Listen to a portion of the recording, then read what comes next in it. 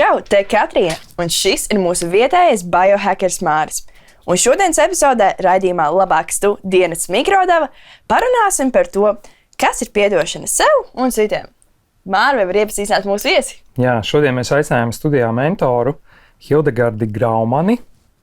Un man pirmais jautājums uzreiz. Mums, veidojot šo epizodi, gribējās ieiet varbūt tādā tēmā piedošana. Kas ir tie atslēgas vārdi, tā ātri metot, slēpjās zem visa šī vārda? Kas tev nāk prātā? Tur 1, 2, 3, 4 vienkārši tā uzmetot, lai uzreiz ir aptuveni skaidrs, kur mēs grābstamies. Man tā pirmā doma, kas man nāk prātā, kad tu man uzdev šo jautājumu, ir tas, ka mums ir, faktiski runājot par piedošanu, ir 2 termini, ko mēs lietojam. Tas ir piedošana un tā ir atvainošanās. Un cilvēki ļoti bieži nesaprot, kāda ir šo abu terminu atšķirība, tāpēc es atbildot uz to jautājumu, gribu iezīmēt, kur ir tās robežas. Tātad, jebkurā gadījumā, gan piedošanas, gan atvainošanās gadījumā ir divas fāzes. Tad ir saturs, kas ir noticis, ja? Un tālāk ir tā būtība, kā mēs dīlojam ar šo. Un tā atšķirība ir tāda, ka latviešu valodā arī brīnišķīgi var saprast, ka piedošana tas ir piedot. Ja? Tas ir piedot.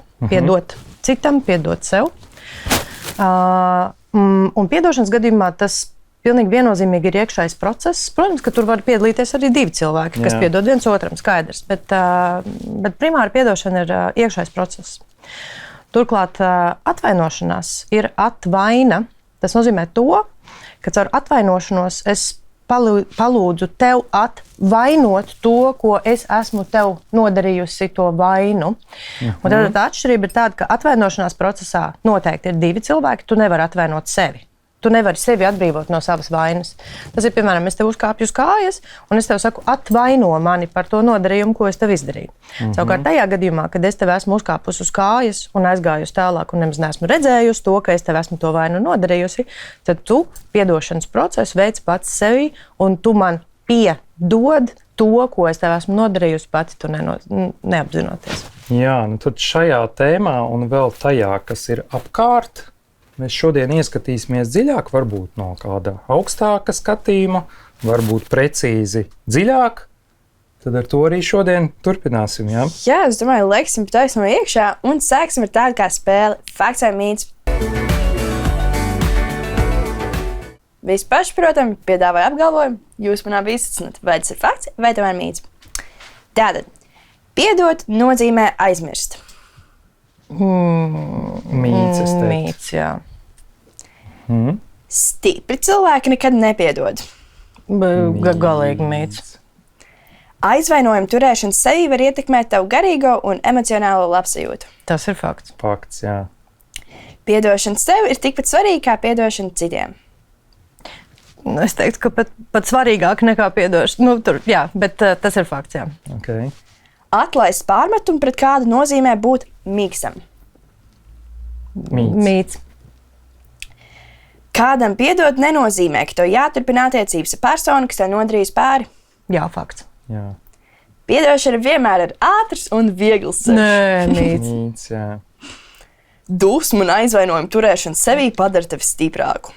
Mīts. Mīts. Lai piedotu citiem, tev jāsaņem no viņiem atvainošanās. Mīts. Piedošana dzēš pagātni. Mīts. Kā var izdzēst pagātni? Ja Mārta, tu kaut kur aizceries. Es baigi domāju par tiem terminiem, tu man tā sajauc to galvu. Piedod, pagaid, es vēl turpināšu, vēl būs trakāk. Jā, to mēs arī darīsim raidījumā. Mārta jau saka ielagot. Jā, man tā tēma plūst. Piedošana nenozīmē, ka tu ignorē vai noliec malā sāpes. Fakts. Jā. Ja tu piedosi, tas nozīmē, ka tu pārkāpi savus principus. Mīts.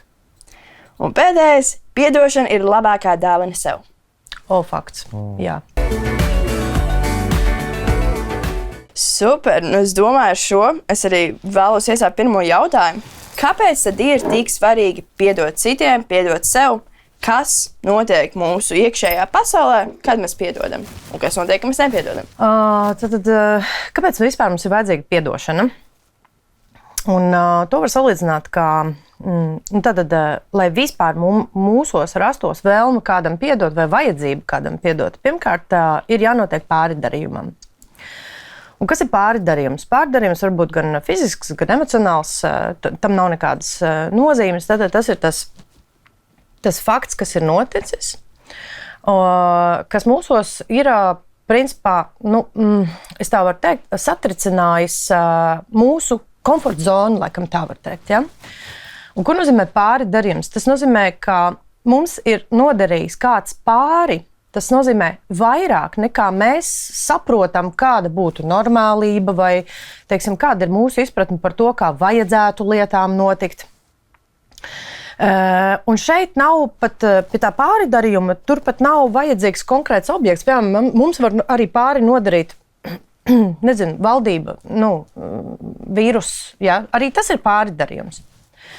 Bet ļoti svarīgi ir piedošanas procesā saprast to, ka tas noteikti nav ārējs process. Tātad tam ir jānotiek pie mums iekšā. Un kāpēc es to saku?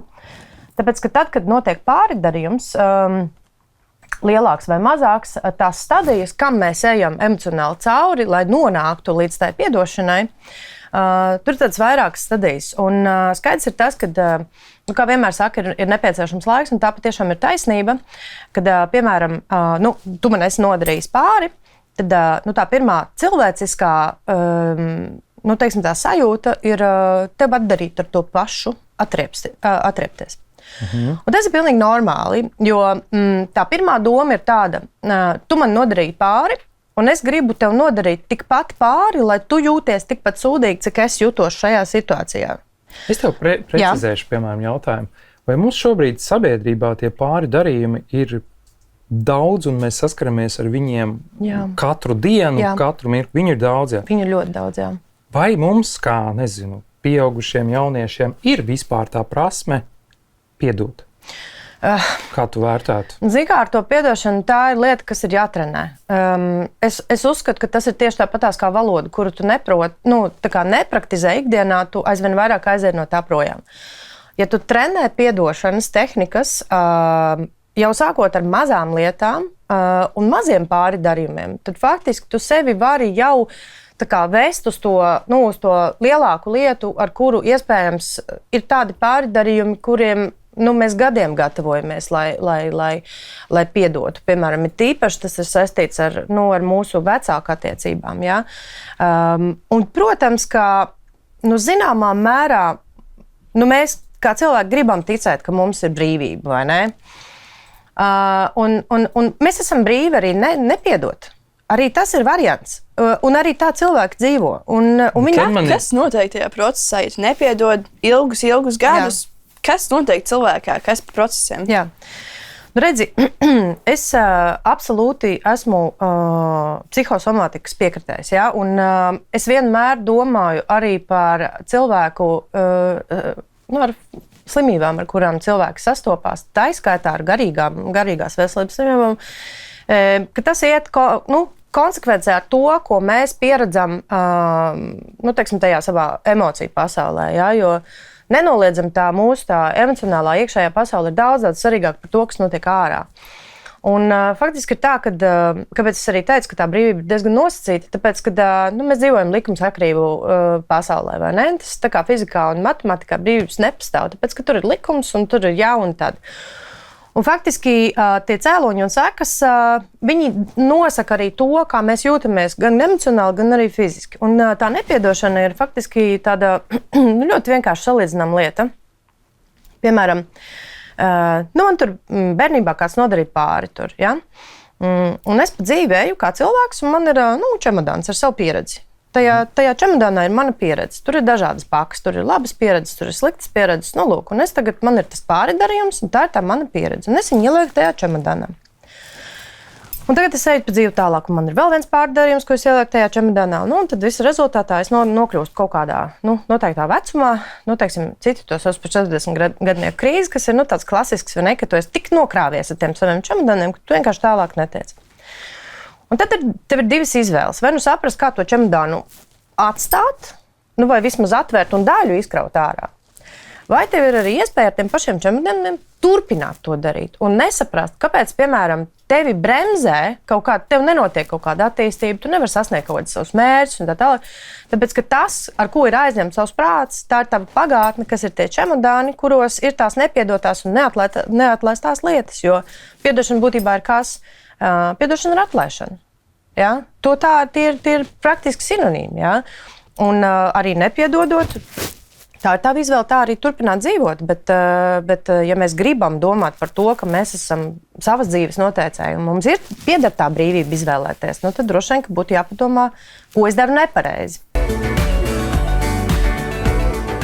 Esiet sveicināti visi sliņķi.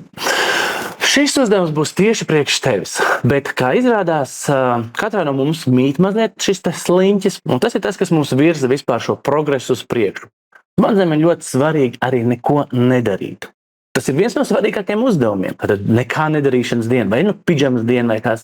Tas ir ārkārtīgi svarīgs smadzenēm, lai neviens lēmums netika pieņems tajā dienā. Tajā dienā nedrīkst ne zeķi pacelt, ne krūzīt aiznest uz izliet man nomazgāt, neko nedarīt.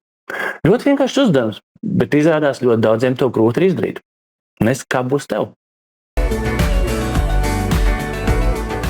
Jā, vēl viena tāda situācija. Cilvēki bieži paši gan domā, saka citiem, oi, tas bija tik sen, es jau to notikumu galīgi aizmirsis, bet tajā pašā laikā kaut kas tev var nedaudz ir aizķēries, kaut kāds triggers tur ir iekšā, bet tik sen, kāda var starpība, kāda jēga mums par to domāt? Vai ir tāda atšķirība starp ļoti, ļoti senu notikumu un piedošanu? Vai var nepiedot un dzīvot mierīgi bez šī čemodāna? Redzi kā, ja tas ir kaut kas noticis ļoti sen, un tur jau par to sen vairs nedomā, tad droši vien tas nebūs tas piedošanas un pārdarījuma tas moments, jā, jo lietas, kas kaut kādi ir notikušas, un mēs par viņām vairs nedomājam, un viņas mūs faktiski, maz triggero, ja? Tad tur visdrīzāk tā piedošana jau ir notikusi. Tātad, respektīvi, tu pat neesi apzinājies, ka tu šo situāciju jau esi atlaidis, un tu jau esi ar to ticis galā. Šajā situācijā ir runa par tām lietām, kuras tiem pāridarījumiem, kuri mūs izsit no tās normālās, tās ikdienas līnijas, jā, un viņš var būt arī ļoti sens kaut kāds piedzīvojums, jā. Kad, piemēram, es atceros, man tur, piemēram, tur brālis bērnībā uzspļāva. Un man brālim tagad jau ir 40 gadi, un man ir 43. Mums ir pat normālas attiecības, bet man ir reāli uzvelktās. Un ja es šito te nesāju līdzi, un tas ir tas, kur man tā piedošana ir vajadzīga. Jā. Tad kaut vai kas seni, bet tomēr ir vērts pasīties, ja šīs vēl ar vienmēr kaut kāds triggers rausa. Jā. Kas ir vienkāršākais, vai es varu apzināties, ka ir kaut kādi jautājumi, kas vēl nav piedoti, vai vispār tajā tēmā sākt kaut ko rakt un pētīt, iepazīt, ar ko būtu, jāsāk vai vispār saprast? Jā. Tad, kad pie manis nāk konsultēties gan pieaugušie, gan arī jaunieši, bieži vien tā pirmā satikšanās reize ir tāds sociāls līmenis, kurā, principā, man ir jāiebrauc tajā viņa situācijā un jāsaprot, kas tur ir noticis.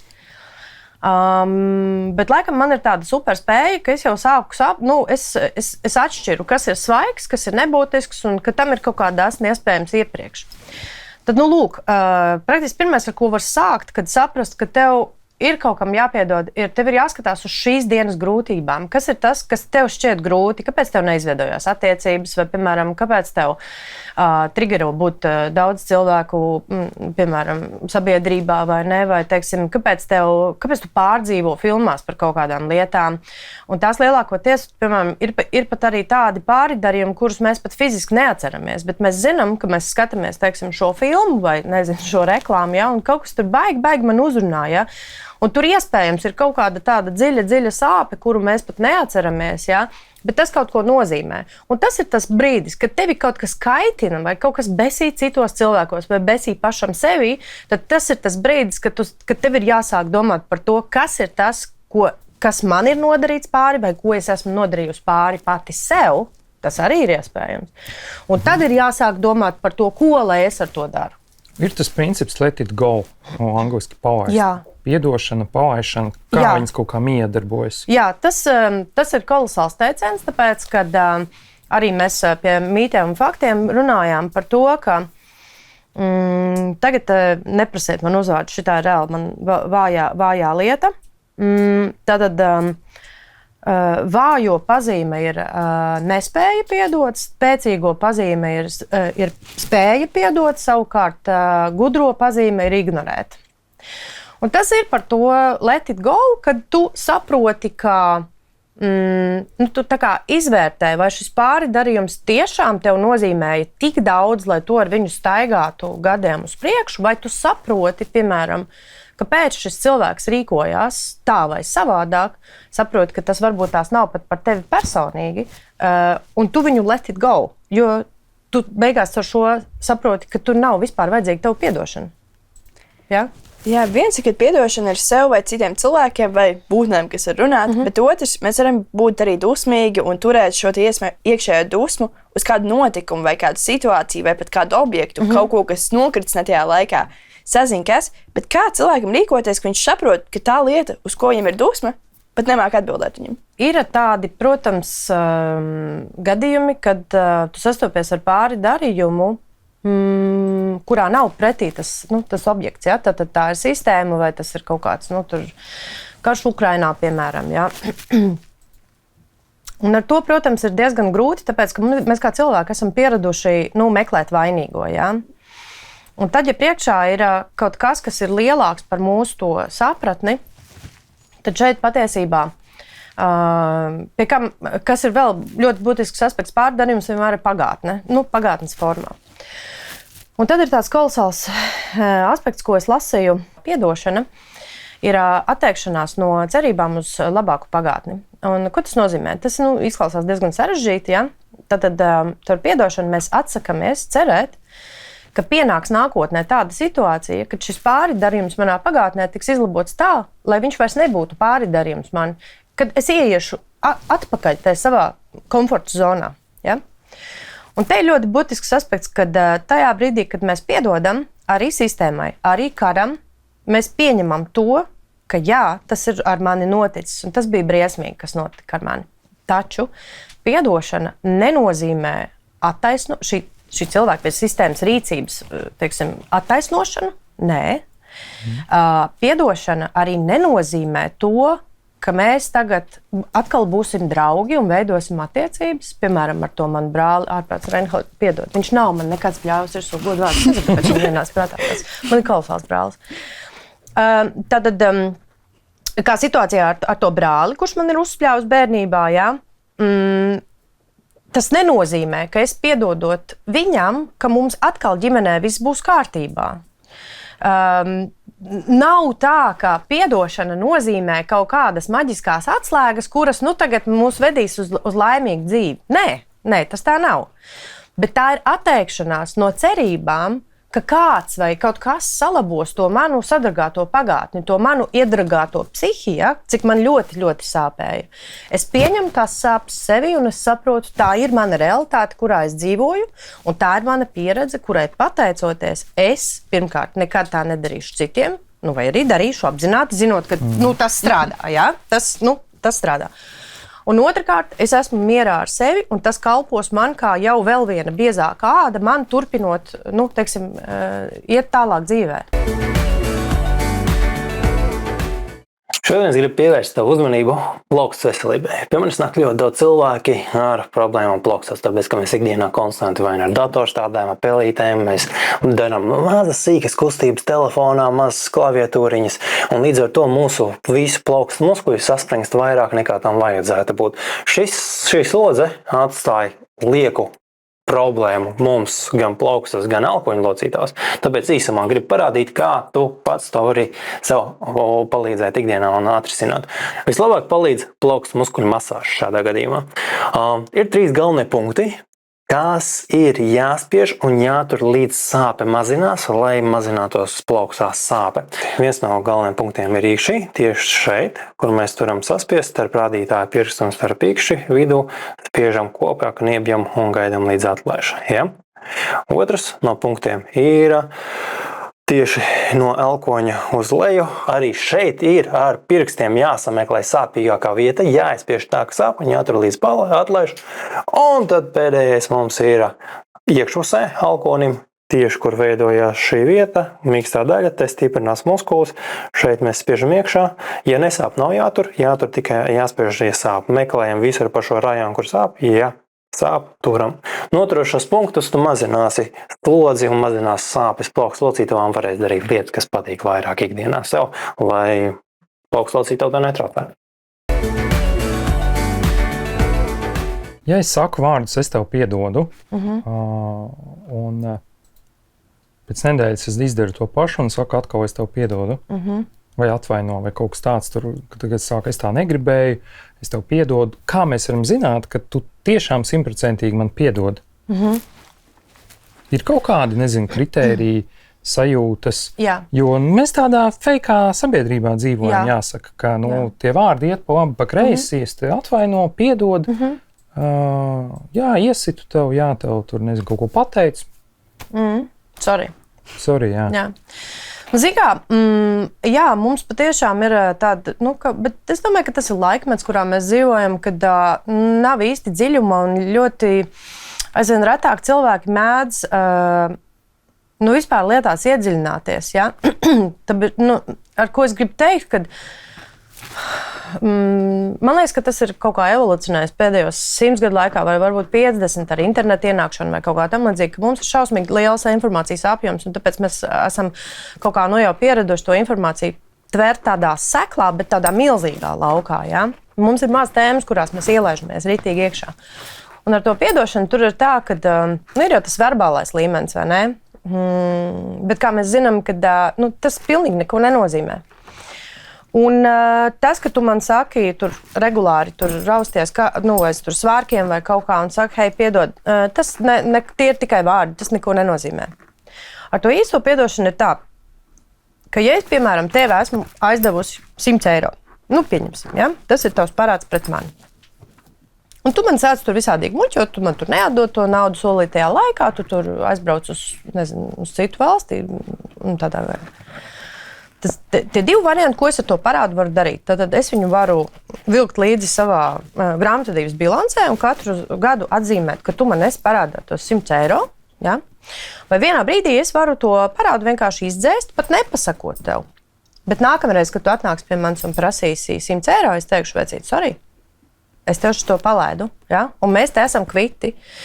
Ar ko es gribu teikt, ka es rēķinos ar to, ka tu man nodarīsi pāri, un es tevi atlaidu, bet es vairs to nepieļaušu. Un ja mēs runājam par komunikāciju, tad piedošana bieži vien ir kaut kāda komunikācija, tad visdrīzāk, ja kaut kas nav ok, tad es varbūt pieņemu, es neticu tev, tad nākamajā reizē mēs vienkārši nekomunicējam, mums nenotiek. Jūs varat arī komunicēt. Kāpēc? Jūs varat komunicēt. Tu viņam var atgādināt to, ka vecīt šitā spēle beigusies. Es zinu, kāds tu esi. Es ar to tiku galā, un tu esi brīvs staigā. Tā, par to naudas lietu turpinot. Cilvēki ir, kuri ļoti dzīvo saviem principiem. Viņi ir cilvēki, kuri es esmu tas, kas es esmu, un es ļoti stingri turēšos.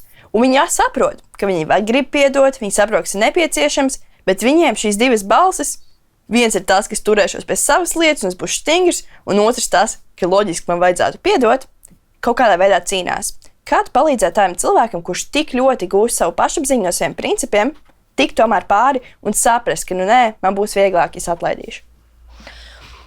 Es iepriekš minēju, ka tā spēja piedot ir stipro cilvēku īpašība. Un, faktiski, ja cilvēkam viss ir kārtībā ar viņu pašapziņu, un viņš ļoti labi māk nolikt arī robežas, kur kaut kāda tava darbība ir ok, un kur tā kaut kāda darbība nav ok, tad kā reizi viņš arī ļoti labi notur to robežu, un viņš līdz tam pāridarījumam tiek mazāk nekā tas, kurš varbūt ir tāds vairāk tremolo un vairāk tāds vieglāk iespēdojams cilvēks. Līdz ar to, un vēl viens, kas ir arī, teiksim, ka tas pāridarījums ir gana svaigs, arī stiprais cilvēks no sākuma viņš nespēja piedot, tāpēc, ka vienkārši vēl ir vajadzīgs laiks, tā rēta vēl ir pārāk vaļēja. Tā situācija vēl ir pārāk sāpīga, lai tu izkāptu no viņas ārā un apskatītos uz viņu no malas. Un, ja mēs runājam par kaut kādām tādām patiešām nopietniem pārdarījumiem, ja, cilvēkiem reizēm pat ir vajadzīgi daudz gadi, lai saprastu to, kas ir noticis, un pieņemt to, ka tas ir noticis ar mani, ja, un saprast, kā es to varu tagad beigt cerēt uz to labāko nākotni, uz to labāko pagātni, ja, un pārkāpt tam pāri un iet tālāk. Beigās mēs saprast, ka tomēr kaut kāds viestāstīja, ka beigās es tāpat būšu lielākais uzvarētājs, ja es tikšu šiem pāri. Jā, jo stāsts ir tikai un vienīgi par mani. Šajā pāri darījumā tev jau nav vajadzīgs tas otrs cilvēks. Iedomājies, piemēram, situācijā, ja tas otrs cilvēks ir vienkārši nomiris. Ko tu dari? Jā. Es pat atgriezīšos pie tā pirmā citāta, kur teica, arī beigās gudri cilvēki vienkārši ignorē. Nedaudz paturpinot, es arī pēc dabas esmu cilvēks, kas... Gudrs cilvēks. Neteikšu gudrs cilvēks, bet es forši saki. Bet jā, es nepieķeros baigi, es pat nepamanu aizvainojumus, man nepieķerās, es ļoti ātri visu aizmirstu, man vispār tas spēle pusi šī liekas reāli. Bet tā ir lieta, ko cilvēki var arī trenēt. Jā, cilvēki var iet uz to, kādas ir kaut kādas metodas, kā tu vari sevi to ietrenēt, to nevienalga uz dzīvi, bet to, ka tu ļauj tomēr, kas noticis, nečakarēšu šo prātu, go, iešu tālāk. Jā, es teicu, ka to piedošanu var trenēt, un faktiski var sākt ar pavisam nelielām lietām, kā piemēram, es nezinu, tu izkāp trolejbus pieturā ārā, tevi kāds apšļakstā, un tad tu mēģini saprast, kāds ir tas pārdarījums un tā. Bet es lasīju vienu kolosālu rakstu, es atkal uzvārdu. Tad tur bija runa par to, kā dzīvot tā, lai nav jāpiedod vispār. Un man šķiet, ka Stambiņš arī kaut kad par šito bija rakstījis, nav būtiski. Kā dzīvot tā, lai tev nav vispār jāpiedod? Respektīvi, kā nonākt tādā stāvoklī, ka tev nav pāridarījumu, kas nav iespējams, bet lai tu vienkārši tiec diezgan easy going tam pāri. Un tad tas lektors teica, pavisam vienkārši, piedodiet visiem visu. Vienkārši piedodiet visiem visu. Un tad, ja tu dzīvo tajā stāvoklī, ka tu visiem piedod visu, tad tu nečakarējies ar to, neanalizē, kādi ir tie pāridarījumi, kas tur notika, cik daudzi viņi bija, kas man to nodarīja. Bet tu vienkārši piedod visiem visu. Un tas ir, un tā ir tāda, zinām, brīvība, ka tu nevajag domāt, ka tu tagad stāvi kaut kam pāri vai kaut kam apakšā. Ja? Nē, esam vienkārši. Mēs vienkārši piedodam visiem visu. Ja? Un ar to mēs kļūstam gan gudri, gan spēcīgi, un mūsu nespēja vairs, izsist no sliedēm kaut kādi tie pārdarījumi. Ja? Protams, mēs nerunāsim par kaut kādiem nopietniem pārdarījumiem, kur tāda attieksme nav iespējama. Ja? Pat, tur viskolosālākie budisti dzīvo mierā un omā. Ja? Jā, bet tad jau mēs runājam vairāk ar tādu. No sabiedrības viedokļa es te klausos un redzu, ka tā komunikācija par piedošanu ir principā tāda smaga tēma. Ka mums ir grūti mums nav vienkārši to runāt. Tad mēs šeit runājam par to apzinātību, ka jāspēj piedot visiem. Tad tas atkal ir tas omas stāvoklis, ļoti tu budismu piemini. Un tas stāvoklis izklausās sarežģīti. Tas ir sarežģīti, ja par to sāk tā no sākuma domāt. Bet patiesībā, ja tu vairāk par to domā, jo tu vairāk arī saproti, kā tas mehānisms strādā. Un kas ir ļoti būtiski, protams, ka piedošanas tēma un piedošanas tradīcija visā pasaulē, jebkurā reliģijā, jebkurās filozofijās vienmēr ir praktiski prevalējusi. Ja? Bet tā lielākā atšķirība ir tāda, ka mēs katrs dzīvojam tajā savā kultūra telpā un tajā sociumā, kurā mēs piedzimstam. Un kas ir Latvijas gadījumā? Es teikšu, ka arī faktiski visu PSR okupēto teritoriju gadījumā, ka mēs esam pieraduši ciest. Ir tās kolosāls teiciens, kad par latviešiem, ka mūsu hobijs ir skumjas. Ja? Mēs esam tā audzināti un mums ciest un būt skumjiem un melanholiskiem un nesāt aizvainojumus, mums tas kā kultūrai, diemžēl, kaut kādā veidā tika iemācīts. Un tā pašā laikā ļoti daudzās pasaules valstīs, piemēram, tas, ko mēs uzskatām par pāridarījumu, tas viņiem nemaz nav pāridarījums. Ja? Vai, piemēram, tas, kas pāridarījums mums šobrīd skaitās, piemēram, pērt bērnus. Ja? Tas manā vecumā neskaitījās pāridarījums. Tā bija normāla audzināšana. Sēncīts klapēja tā, ka notikai. Es tagad klausījos tur to akciju par to vardarbību pret bērniem. Es domāju, ej tu nost, ja jūs zinātu, kādā laikmetā mēs augām, mēs pat par to nerunājam, tāpēc, ka tas bija tik normāli. Ja? Un redzi, un tie pāridarījumi, viņi arī viņi mainās atkarībā gan no vietas, gan no laikmeta, kurā tu dzīvo. Un es ticu, ka pēc 50 gadiem tie pāridarījumi, kas mums, piemēram, tev šobrīd, nu labi, tev es saprotu, tev ir kārtībā ar pāridarījumiem, bet, piemēram, tavai paudzē, kas šodien liekas pāridarījums, pēc 50 gadiem tas būs mainījies. Taču tomēr piedošana, kā akts, kuru mēs veicam, viņš nekad nemainīsies. Jo tas ir tas, kamēr vien pukst mūsu sirds, ja, kamēr mēs vēl esam dzīvi cilvēki. Tā piedošanas lieta un tā mehānika, kā mēs ejam tajā piedošanas posmā, tam procesam cauri, viņš nemainīsies. Vai pateicības žurnāls un piedošana ir kaut kas saistīts? Pateicības žurnāls? Vai pateicība vispār dienas laikā, pateicība, nezinu, pret kaut ko? Vai tas kaut kā ieiet tajā kategorijā, ka es kaut ko pieņemu, kaut ko atlaižu, kaut ko apzinos? Es domāju, ka noteikti. Un tas ir atkal, mēs atgriežamies pie tā stāsta, ka mēs, piedodot, mēs atsakamies no cerībām par labāku pagātni. Un mēs pasakām, tad caur to mēs pieņemam, ka tā pagātne mums ir tieši tāda, kāda viņa ir. Un tā ir tā mūsu pieredze, kuru mēs varam izmantot turpmāk savā dzīvē. Un par jebkuru pieredzi, tā skaitā negatīvu pieredzi, mums ir jāpasaka paldies.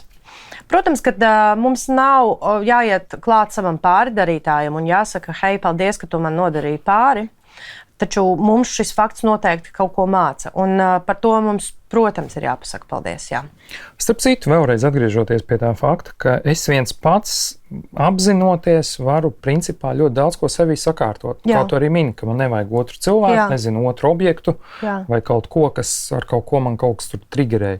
Tad principā pašaprūpes, nezinu, tehnika, zināšanas ar pareiziem instrumentiem, speciālistiem, es visu to pats varu izdarīt un justies brīvāks, par ko mēs arī runājam. Jā, tieši tā, jo piedošana pirmkārt ir iekšējs process. Pirmkārt tas ir iekšējs process. Protams, viņu var apaudzēt ar, kā teikt, iznest arī uz āru, vai ne? Bet viņš pirmkārt ir iekšējs process, jā. Tu sākumā, man liekas, arī minēji par atriebību. Kaut ko īsi ieminējāmies, bet baigi nesākām runāt. Kā ir? Nevar runāt par piedošanu, ja nerunā par atriebībām. Tas ir gan filmās, gan literatūrā, viss caur vēsturē ir atriebība bijusi. Kādas ir tev domas par šo? Vai varbūt kādreiz laba atriebība, vai atriebība vienmēr ir nepareizais ceļš? Zini kā, es vispār negribu domāt kategorijās pareizi vai nepareizi, tāpat kā skaisti un nesmuki. Man tas liekas kaut kas, kas ir kaut kādi kulti ir ienesuši to iekšā. Un, labi, mēs nerunājam tagad par galējībām, kas ir tur izvarošanas, slepkošanas un tā, vai ne? Bet es negribu teikt, ka kaut kas vispār ir pareizi vai nepareizi, tāpēc, ka tās atkal ir mūsu pieredzes, ar kurām mēs, cits jautājums, ja mēs tās pieredzes daram konsekventi un nemācamies no viņām, tad tu vienkārši esi ļauns cilvēks, ja? Bet ar to atriepšanos tur ir tāda lieta, ka tātad tu man nodarīji pāri, un es gribu tev atriepties, lai tu justos, cik slikti es jūtos. Un tā rezultātā, tas, ko es daru, es pirmkārt tevi neatlaižu, mēs esam joprojām kontaktā, jo tad, kad tu sajutīsi, cik slikti es jutos, tu gribēsi atriepties man. Un arī tas ir variants, kā cilvēki nodzīvo visu dzīvi. Mums ir zināmi arī, teiksim, bijušie sievas un bijušie vīri, kas šitā arī savu dzīvi velta viens otram atriebjoties. Un, kā teikt, arī tās ir attiecības. Visa dzīves misija. Visa dzīves misija, jā. Un tā rezultātā ir nevis viens sāpināts cilvēks, kam tu nodarīji pāri, bet ir divi sāpināti cilvēki. Un ļaunais vairo ļauno, saprot, un no tā nav nekāda rezultāta. Un tikai tas, kurš ir gudrais, spēj piedot, un spēcīgais spēj piedot, un gudrais ignorē. Lūk, un te ir tā atbilde, kā es pārtraucu mūsu attiecības. Bet cīkā no otras puses atkal, mīlestībai jau ir dažādas formas. Jā? Mēs arī zinām to, kad ir sadisms un mazohisms, arī tās ir attiecības. Mēs jau tā varam arī maukt visu dzīvi. Ja mums tas kā cilvēkus apmierina, tas, ka mēs viens otram atriebjamies, fine, tā ir mūsu lieta. Jā? Viena darbība, ko tu dari ikdienā, un citu to dara vairāk, citu mazāk, bet viņai ir ļoti liels apslēptais efekts.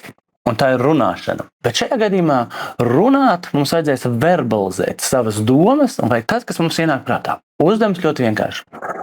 No sākuma visvienkāršāk apsēdies, aizver acis ciet Un viss, kas tev sāk parādīties acu priekšā, to vajag pateikt verbāli vai vārdos pie sevis. Un, ja tu redz krāsains mākoņus, tā es saku, es redzu krāsains mākoņus, kas tur plūst un tāds. Kāpēc tas ir vajadzīgs? Tas ir ļoti labs treniņš smadzenēm. Kādā veidā mēs varam uztrenēt savu fokusu, arī koncentrēšanos, jo verbalizācija vai tāda runāšana ir iesaistīta ļoti daudz smadzeņu zonas, un tā ir ļoti laba masāža smadzenēm. Tā kā runājam par to, kas mums nāk prātā galvā, tas ir tas, kā mēs varam ar viņu mazliet patīrīt, lai skaidru galva. Jā, bet sabiedrība uzliek kaut kādas normas. Mums jau, teiksim tā, mēs mēģinām tomēr veidot, es gribētu ticēt, ka veidot tādu gaišāku sabiedrību, kur vai mums ir kaut kādi piemēri pasaulē, kur mēs varam mācīties piedošanu tādā augstākā līmenī, kur mēs redzam, ka, nezinu, tas ir kultūrā ieaudzināts tā, ka tas nav bērnu kājas vai skolas. Droši vien, ka piemēri ir daudz, bet kāda no tā jēga ir?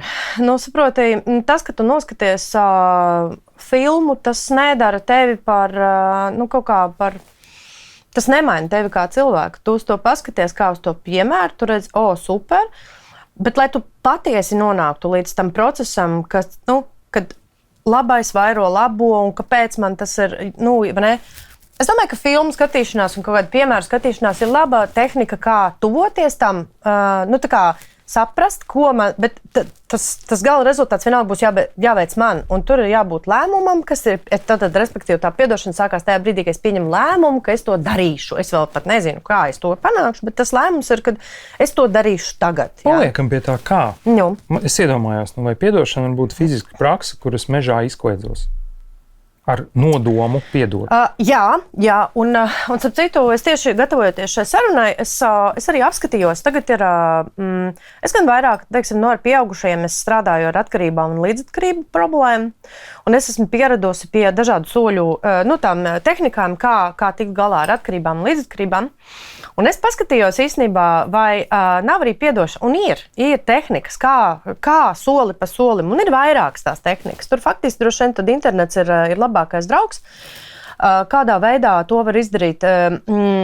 Bet, zini kā, un te atkal ir tāds katram šausmīgi individuāls veids, kas tev patīk ātrāk. Tas ir tā kā Emīla nedarbojas, kur tas zobs sāpēja, vai tu gribi plūkt, jā.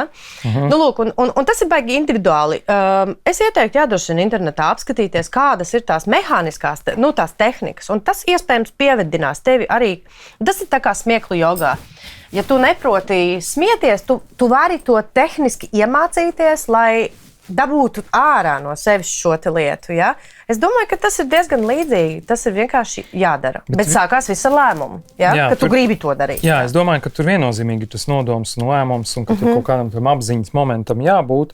Un tad ir kaut kāds, fiziskās apzinātības prakses un caur to visu miedarbību, kā tu teici, psihosomātiskā saikne, mēs visu varam caur vienu vai otru prizmu dabūt gatavu. Jā, man te radās tieši runājot, varbūt tās nav tas smagāks, bet kā var veikt cilvēks izvēli, ja viņš to pārliecināts, jā, man ļoti tuvs cilvēks, man ļoti nodarīja pāri, varbūt vairākas reizes kaut kā emocionāli, bet tomēr viņš man ir tuvs, un es esmu pieradusi pie viņu, es negribu viņu līdz galam atlaist, bet kaut kāda mazā balstiņa man saka, varbūt tomēr labāk būtu nomīnus ar to cilvēku. Kā cilvēkam pašam varētu tikt, kā tu palīdzētu cilvēkam tikt cauri šim domu procesam un nonākt uz vietu, kur viņš tiešām beigās pēc tam labāk jutīsies? Un te mēs pienākam pie tās tēmas, ko sauc par līdzatkarību. Un ir ļoti daudz cilvēku, kur ir atkarīgi no citiem cilvēkiem. Un mēs neesam līdzatkarīgi tikai kā klasiski tas ir, piemēram, mans vīrs dzer, mans vīrs dzer, un tāpēc es, kā teikt, ar viņu tur gadiem dzīvoju kopā un baigi tur, stragloju par to un tā. Un te atkal ir divi, atkal mums ir brīvība, te ir divi varianti.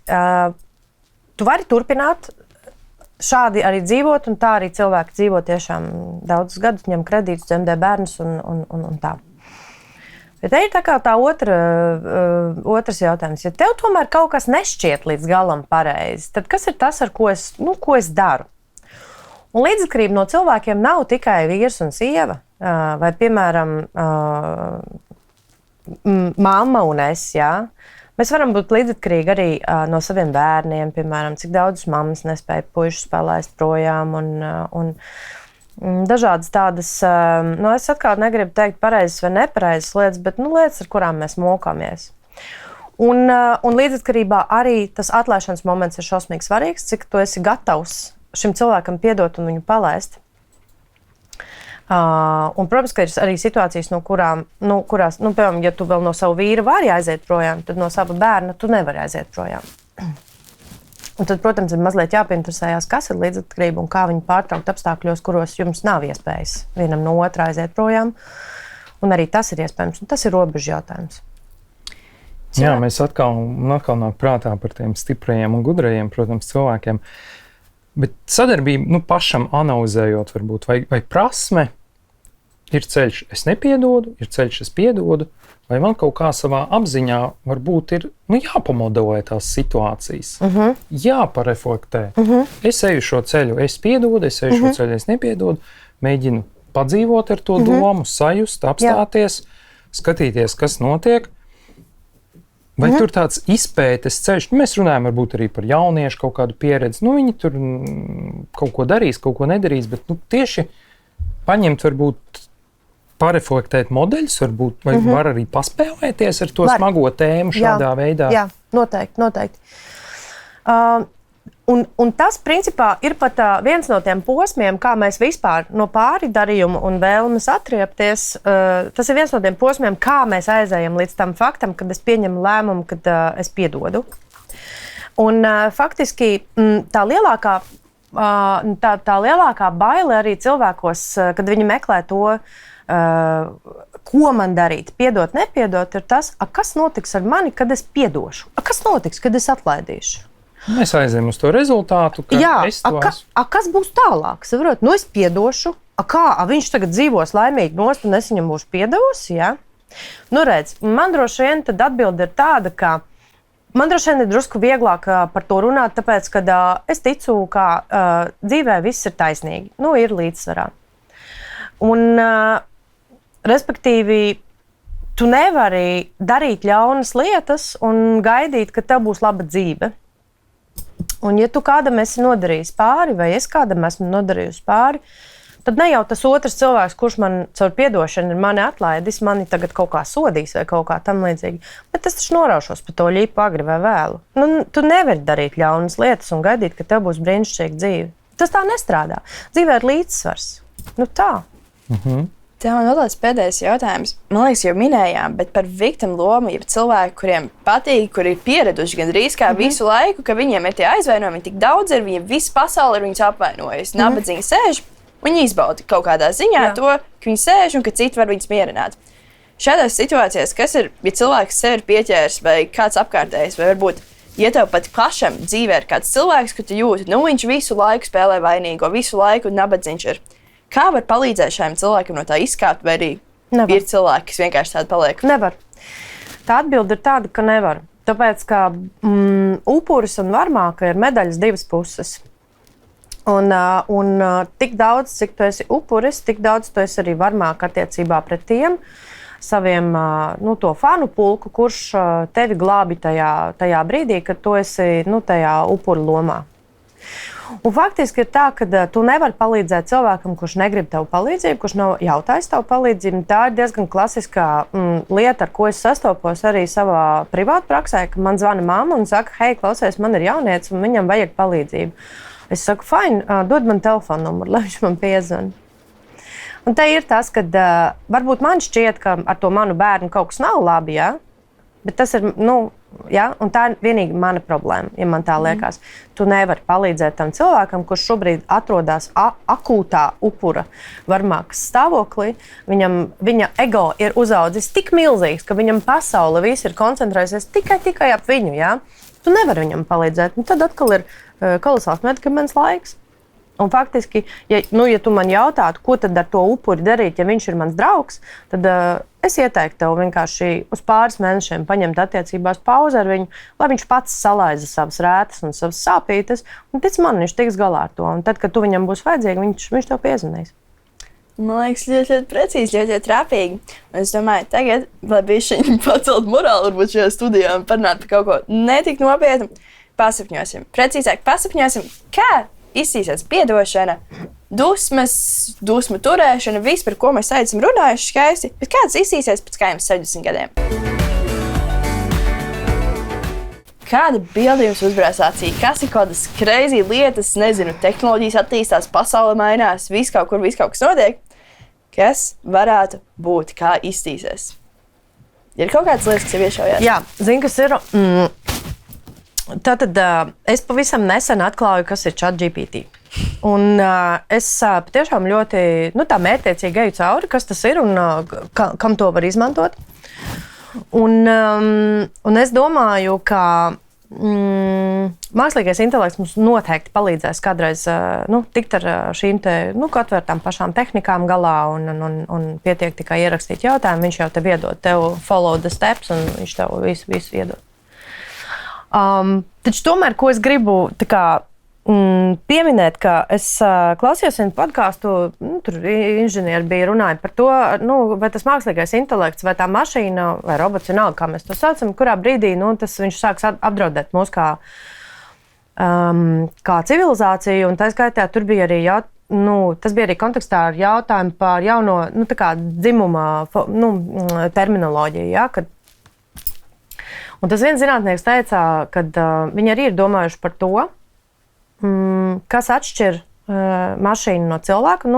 Teiksim, kā jūs domājat, kas atšķir mākslīgo intelektu no mums, no cilvēkiem? Labi, viņi nēd, viņi ēd, nezinu, tur enerģiju, jā, kaut ko. Bet kas ir vienīgā lieta, kas mūs patiešām atšķir? Emocijas. Nē, es tā nevaru teikt. Tu aizēji uz ChatGPT, pasaka, kā viņš tev tur komplimentus teiks un visu kaut ko. Tas cilvēciskais faktors jau paliek tās bāzes funkcijas. Viņiem nav tas strāvis, pēc viņiem nav tā instinktīvie. Tu esi diezgan tuvu. Es pateikšu diezgan vienkārši. Tā ir ieslēgšanas poga. Jo tajā brīdī, kad šai mašīnai parādīsies poga, ar kuru mēs viņu varam izslēgt, tad viņš kļūst par cilvēku. Bet kamēr šādas pogas nav, tas ir tikai ja? Tā.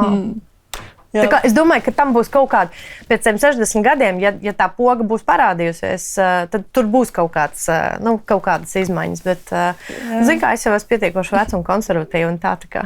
Jā, beigās roboti turēs aizvainojumus pret cilvēkiem, un cilvēki vēl dabūs. Un otrādi. Jā, un tā gan būtu interesanti pasauli. Jā, par to arī runā, ka tās tehnoloģijas drīz jau aizies tik tālu, ka jutīs un spēs miedarboties ļoti, ļoti dziļi. Vai tu redzi, ka tēmā tehnikas, par kurām iespējams mēs arī pat neizrunājam vai izrunājam, vai visa šī tēma būs tādā prasmju sarakstā arī kā svarīgs aspekts, varbūt darba vidē, varbūt tuvākā vai tālākā nākotnē, kur tiešām es spēju piedot. Čiks, ka tas ir tā kā bezmazliet tests, nezinu, darba vidē vai skolā vai universitātē, vai tas ir zem tēmas emocionālā inteliģence. Tu man izrāvi vārdus no mutes. Es gribēju teikt, ka es vispār balsoju par to, ka jo vairāk mēs audzinām sevi, savos kolēģos, draugos, rados, bērnos to emocionālo inteliģenci, jo paši mēs kļūstam bagātāki.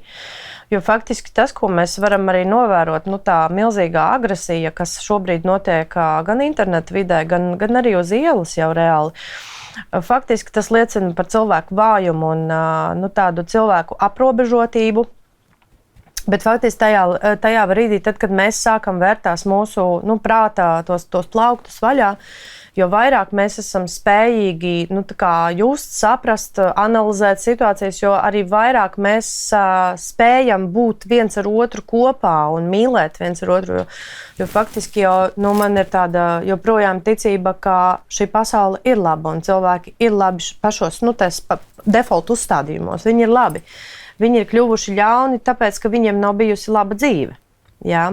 Bet patiesībā, es nezinu, varbūt es esmu naiva un tā, bet es ticu, ka mēs varēsim salabot. Vai tajā nākotnē tu redzi, ka būs tie laimīgie cilvēki pamatā, zinot visu, kā mēs veidojamies? Zini kā, es negribu ticēt, es negribu teikt, ka piedošana nozīmē laimīgu dzīvi.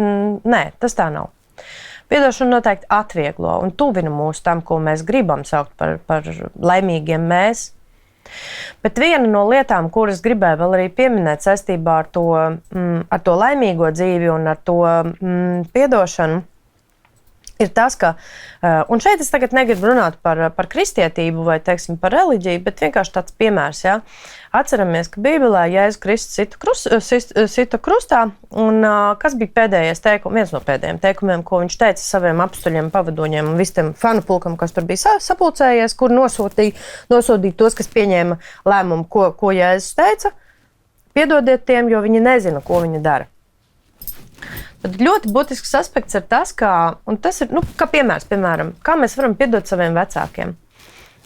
Viņi mūs audzināja tā, kā to prasīja tas laiks. Un viņi patiešām darīja to, ko viņi domāja, ka ir jādara. Un mums ir jāspēj viņiem piedot, tāpēc, ka viņi nezināja, ka var arī savādāk. Ja? Un ja mēs iepraktizēsimies to, ka mēs spējam mainīties līdzi paaudzēm un sociumiem un attīstīt sevī to emocionālo inteliģenci, tad faktiski mums pietiek tikai ar to, ka mēs piedodam tiem, kuri nezina, kuri to dara. Ar visu agresiju, ar visu to, kas šobrīd viņi nezina, ko viņi dara. Un te, man liekas, tas ir ļoti būtisks aspekts. Un tā ir arī atslēga uz to mūsu emocionālo brīvību, jo mēs piedodam tiem, kuri nezina, ko dara. Nu tā. Super. Es domāju, ka mēs lēnām varētu arī epizodi vilkt uz beigām. Un tagad es gribētu jums palūgt, kas ir tie pēdējie padomi, atziņas, tips un triks, ko jūs gribētu iedot mūsu skatītājiem saistībā ar piedošanu. Varbūt tā ir kāda tehnika, bet kas ir tas, ko jūs gribat, lai viņi paņemtu no šīs epizodes? Šāds tu. Man jāpadomā drusku, man jāpārslēdzās. Man jāsaka, ka man arī jāpadomā, bet tas, kas man nāk prātā, tāda